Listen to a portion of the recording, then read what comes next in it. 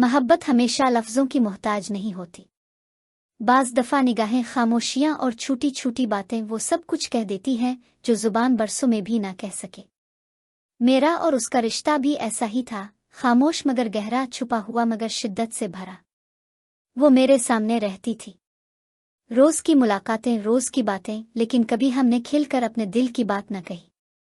बस निगाहों के इशारे, हल्की मुस्कुराहटें और खामोश लम्हात ही सब कुछ थे।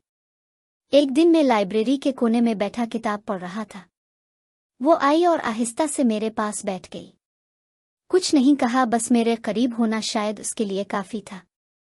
मैंने किताब बंद कर दी और कहा, कभी सोचा है कि खामोशी भी बोलती है?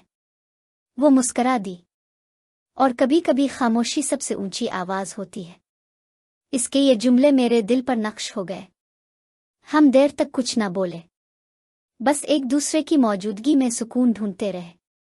वक्त गुजरता गया और हमारा खामोश इश्क बढ़ता गया। कभी वो मेरी पसंद का खाना बना देती, कभी मैं इसके लिए कोई छोटी सी चीज ला देता। सामने सबको ये आम बात लगती, मगर हमारे लिए ये इकरार की सूरत थी। एक रात बारिश हो रही थी। मैं छत पर खड़ा हुआ था। वो भी आ गई, भीगी हुई, बाल खिले, चेहरे पर नमी। इस लम्हे दिल बेकाबू हो गया। मैंने धीरे से कहा, ये खामोश इश्क कब तक छुपेगा? इसने पलकें झुका ले, फिर आहिस्ता से बोली, जब तक हम चाहें। ये दुनिया की नजर से छुपा रहेगा, मगर हमारे दिल में हमेशा जिंदा रहेगा। मैंने इसका हाथ थाम लिया। वो लरज़ गई, मगर पीछे ना हटी। इसके लब कँपा रहे थे और आंखों में वो सब था जो लफ्जों में बयां नहीं हो सकता।